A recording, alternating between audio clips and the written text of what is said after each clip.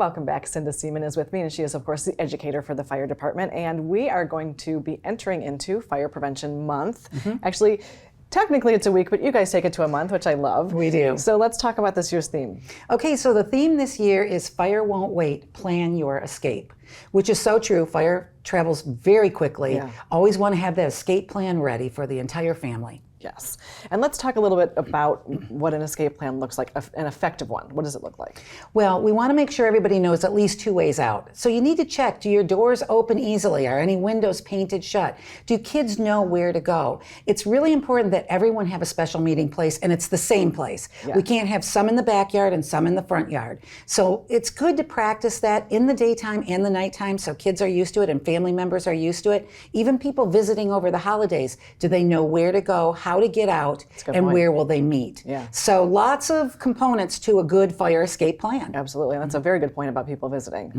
The holidays coming up, that's what we're looking at. Yeah. A lot of people. And of course, we need to make sure that our smoke detectors have functioning batteries in That's them. right. Well, and that they're not over 10 years old, because after 10 years, those sensors that sense smoke and heat, they tend to diminish in their in the way they work, and that's what we need. We need them to sense smoke and flames as soon as possible. That's our early warning to get out. Yeah. So change those alarms after 10 years and keep your batteries, change those as needed. Yes. All right, so let's jump into what activities we have planned around Fire Prevention Month and what we can expect. We're going to kick off Fire Prevention Week. It starts with a week and we take it to a month. Yeah. We're going to kick it off October 9th. We have a free pancake breakfast at Fire Station number 4, which is at the back gate of Hilton Head Plantation. We do pancakes, sausage, coffee, juice, everything. And then we'll have learning stations. We'll have games for the kids. And in order for a kid to play a game, he has to answer a question, a safety question. It could be bike safety. It could be water safety. It could be back to school safety or fire safety. We're going to do live fire extinguisher training, great for adults and some kids too, if they're old enough. We're going to have lots of supervision with that. And again, you answer the safety question, you get to try to use the fire extinguisher. And we'll talk about when to use a fire extinguisher, how you use it, what makes it so effective, and try to teach a little bit about fire.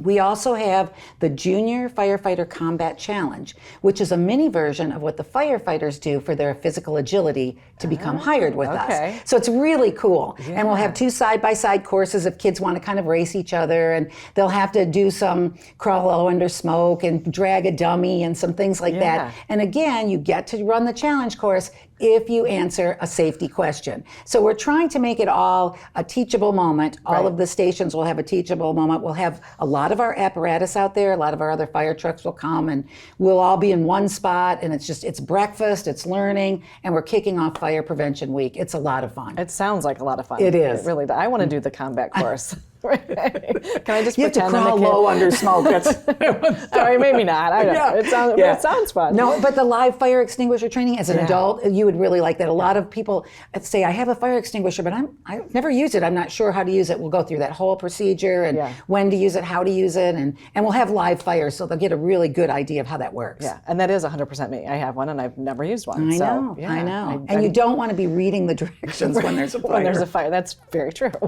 So then what for the rest of the month can we expect for you? We'll be visiting schools. What do you, We sure will.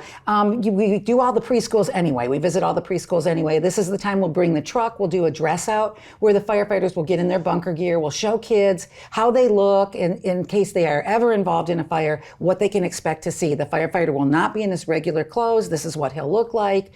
We teach them to crawl low under smoke if there's smoke. Don't hide, get outside. That's the lesson we teach. So we'll get around to all the schools, preschools, just get that word out, reminding everybody again before the holidays, fire safety, pay attention. We get a little bit relaxed.